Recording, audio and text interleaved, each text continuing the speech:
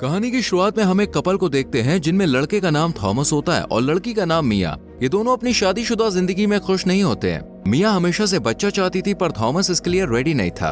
वो जब भी अपने हस्बैंड के पास इंटीमेट होने जाती थी तब वो मना कर देता था। एक दिन जब थॉमस सो रहा होता है तब मिया उसके कंप्यूटर में कुछ देख रही होती है। तभी कंप्यूटर में एक मेल आता है। वो उसे ओपन करती है तो उसमें एक फोटो होता है जिसमें 14K लिखा हुआ था। ये मेल डॉक्टर रुबेन की तरफ से आया था। दरअसल थॉमस एक बैंकर था जो डॉक्टर रुबेन के रिसर्च में पैसे इन्वेस्ट करता था। डॉक्टर रुबेन एक नई रिसर्च पर काम कर रही थी जिसमें लोगों के ट्रीटमेंट के बाद उनकी जवानी को फिर से वापस लाया जा सकता है या बूढ़े लोग को फिर से जवान किया जा सकता है। डॉक्टर रुबेन ने एक्सपेरिमेंट पब्लिक पर तो किया था पर उन्होंने ज्यादा कुछ बताया नहीं था कि वो ये कैसे करने वाली हैं और थॉमस को भी इस एक्सपेरिमेंट के बारे में ज्यादा कुछ मालूम नहीं था और न ही मिया को कि उसका हस्बैंड एक्सपेरिमेंट में पैसे इन्वेस्ट करता है। थॉमस को जब पता चलता है कि रुबेन इस एक्सपेरिमेंट पर काम कर रही है तब वो अपने घर पर बुलाता है उसे। इसके बाद जब रुबेन उसके घर आ रही होती है तब वहाँ मिया निका नाम की अपनी पड़ोसन से बात कर रही होती है।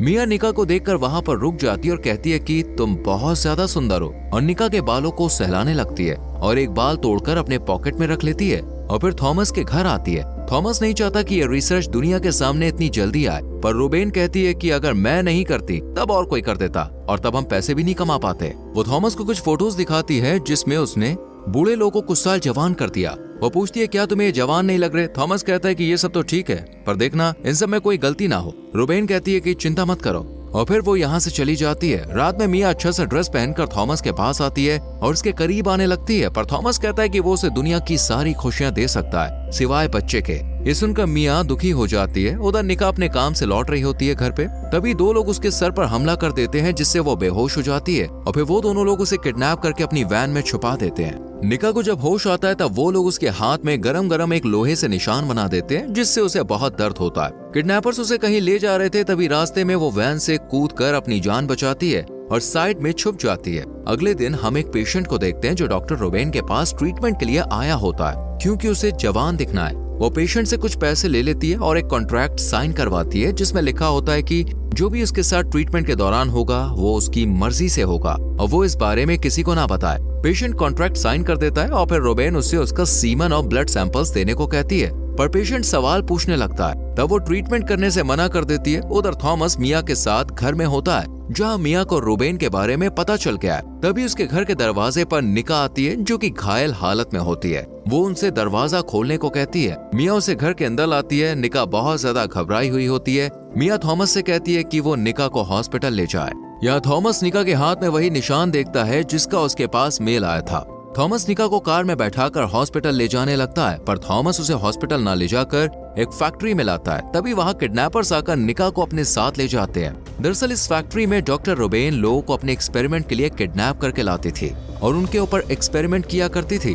थॉमस फैक्ट्री के अंदर जाता है और रुबेन से मिलकर कहता है कि कब तक तुम मासूम लड़कियों को किडनैप करती रहोगी? वो कहती है कि तुम्हें इससे क्या, निका तुम्हारी कुछ लगती है क्या? अगर नहीं लगती तो चुपचाप रहो। अब रात हो जाती है और मिया थॉमस और निका के आने का इंतजार कर रही होती है पर अभी तक वो दोनों घर नहीं आए थे। मिया पासी के हॉस्पिटल में कॉल करती है और निका नाम के पेशेंट के बारे में पूछती है पर उससे कहा जाता है कि वहाँ कोई भी इस नाम से नहीं आया है। मिया घबरा जाती है और थॉमस का फोन ट्रैक करती है जिससे उसे पता चलता है कि वो रुबेन की फैक्ट्री के पास है। वो गाड़ी लेकर उस जगह के लिए निकल जाती है। मिया जब फैक्ट्री पहुंचती है तब तक थॉमस वहां से जा चुका होता है। उसे वहां थॉमस की कार नहीं दिखती। वहां लगे हुए सीसीटीवी कैमरे से रुबेन मिया को देख लेती है और गेट ओपन करवा देती है और फिर मिया फैक्ट्री के अंदर आती है। वहाँ उसे कई सारी मेडिसिन दिखती है। तभी मिया को किसी लड़की के चिल्लाने की आवाज आती है। वो उस आवाज के पास जाकर देखती है रुबेन का असिस्टेंट एक लड़की को टॉर्चर कर रहा है और उसे करंट लगा रहा है। तभी रुबेन का दूसरा असिस्टेंट आकर मिया को पीछे से पकड़ लेता है और फिर घसीटते हुए उसे कमरे में बंद कर देता है। दूसरा असिस्टेंट उस कमरे में आता है और मिया को कुछ कपड़े देते हुए पहनने को कहता है। उसके पास कोई ऑप्शन नहीं होता इसलिए वो कपड़े पहन लेती है। फिर वो मिया के मुंह पर टेप लगा देता है और मिया का ब्लड सैंपल लिया जाता है। उसके बाद मिया के हाथों में भी लोहा गर्म करके निशान बनाया जाता है जिससे मिया दर्द की वजह से छटपटाने लगती है।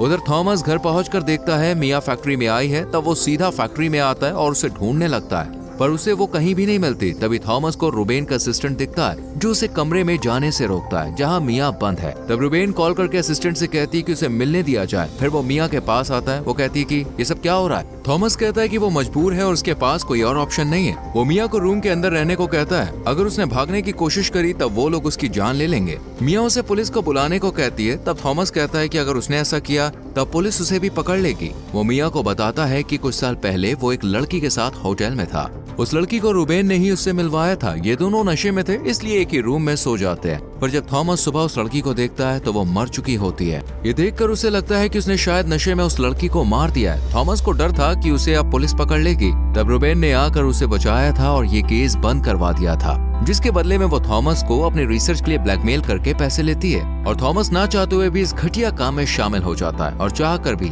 इस काम को रोक नहीं सकता है। थॉमस मिया से कहता है कि वो जरूर उसे यहाँ से बाहर निकालेगा और फिर वो यहाँ से चला जाता है। फिर जब मिया सो रही होती है तभी उसे बाहर से किसी की आवाज आती है और वो दरवाजे से बाहर देखती है। निका उससे मदद मांग रही है और उसे बचाने को कहती है। तभी रुबेन का असिस्टेंट आकर उसे बुरी तरह से मार देता है। ये देखकर मिया रोने लगती है। वो निका की बॉडी को फेंक देते हैं। उधर रुबेन के पास थॉमस आता है और पूछता है कि आखिर वो लड़कियों को क्यों किडनैप करती है। तब वो उसे अपने लैब में ले जाती है और बताती है कि वो यहाँ आने वाली लड़कियों को प्रेग्नेंट करके उनके को एक्सपेरिमेंट में यूज करती है ताकि वो लोग जवान हो सके।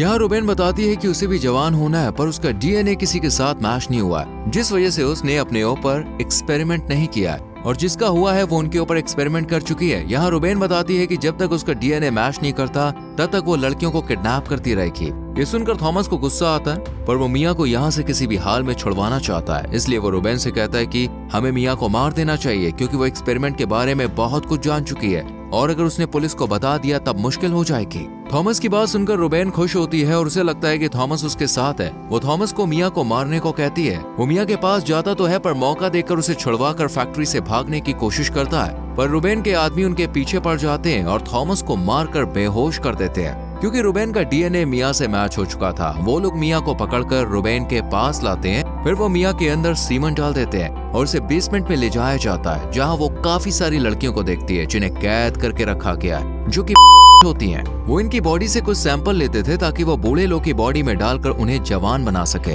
यहाँ मिया को एक लड़की दिखती है जिसका कोड नंबर 14K होता है। ये वही लड़की होती है जिसके बारे में थॉमस ने बताया था कि वो मर चुकी है, जो असल में जिंदा है। वो मिया से कहती है कि रुबेन ने पैसा देकर उससे ये सब करवाया था पर बाद में उसने इस लड़की को भी कैद कर लिया और अब वो फंस चुकी है। तभी वहाँ पर एक लड़की के दांत में बहुत जोर से दर्द होने लगता है। वो चिल्ला रही होती है। तब रुबेन का आदमी आकर उस लड़की का दांत ही उखाड़ लेता है, जिससे वो लड़की बहुत ज्यादा चीखने लगती है। तब वो उस लड़की के मुंह को स्टेपलर से सील कर देता है। ये देखकर 14K नाम की लड़की हंसने लगती है। तब रुबेन के आदमी उसे बुरी तरह से पीटते हैं और मार मार कर उसकी हालत खराब कर देते हैं और वो दर्द की वजह से छटपटाने लगती है क्योंकि वो तभी रुबेन वहाँ पे आ जाती है और कहती है कि हमें इस बच्चे को दुनिया में लाना होगा। फिर 14K का बच्चा होता है जिसे रुबेन अपने साथ लेकर चली जाती है। यहाँ मिया को पता चल गया था कि उसे जल्द ही यहाँ से निकलना होगा, नहीं तो वो लोग उसके साथ कुछ भी कर सकते हैं। मिया अपने सेल में बाथरूम कर देती है और जब रुबेन का आदमी खाना देने आता है तब वो उस पर बहुत चिल्लाता है और अंदर आकर मिया को मारने लगता है। तब मिया चालाकी से उसके पास से चाकू ले लेती है और उसके पेट में घुसा देती है,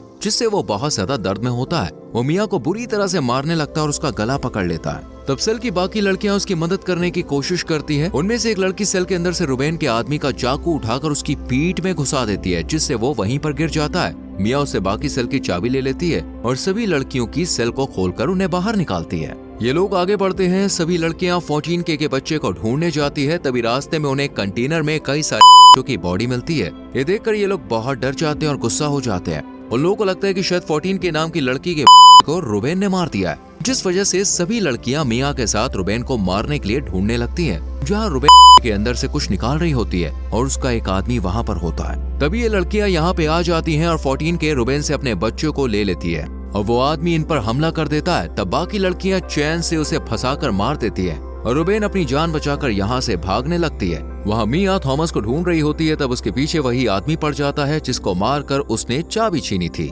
तभी थॉमस वहाँ पे आ जाता है और फिर रुबेन के एक आदमी और थॉमस में लड़ाई होती है, जिससे थॉमस को बहुत ज्यादा चोट आती है। वो थॉमस को खत्म करने वाला होता है, तभी मिया आकर उस आदमी को मारकर बेहोश कर देती है और थॉमस को बचा लेती है। इसके बाद लड़कियां उस आदमी को पकड़कर एक जगह बांध देती हैं और उसके साथ भी वैसा ही बर्ताव करती हैं जैसा कि वो उनके साथ करता था, और फिर सभी मिलकर उसे मार देती हैं। इधर रुबेन अपने सैंपल्स लेकर भाग रही होती है, पर लड़कियां उसे अब छोड़ने वाली नहीं थी। वो उसे पकड़ लेती हैं। वो रुबेन को मारने के लिए आगे बढ़ती हैं, लेकिन वो चाकू लेकर उन्हें डराने लगती है, पर वो जानती है कि उसके पास भागने का कोई तरीका नहीं है। वो किसी दूसरे के हाथ से मरना नहीं चाहती थी, इसलिए वो खुद को चाकू मार लेती है और मर जाती है। जिसके बाद एम्बुलेंस आकर घायल लोगों को हॉस्पिटल में ले जाती है। जब पुलिस यहाँ फैक्ट्री में आती है तब उन्हें कोई भी सबूत नहीं मिलता, जिस वजह से इस केस को बंद कर दिया जाता है और बाकी लड़कियां यहाँ से आजाद होकर घर चली जाती हैं। कुछ दिनों बाद हम मिया और थॉमस को देखते हैं, जिनके पास एक बच्चा होता है जो 14K का होता है, जिसने उन्हें अपना बच्चा दे दिया था। वो अब हंसी खुशी जिंदगी जीते हैं। दरअसल रुबेन लड़कियों को इसलिए किडनैप करती है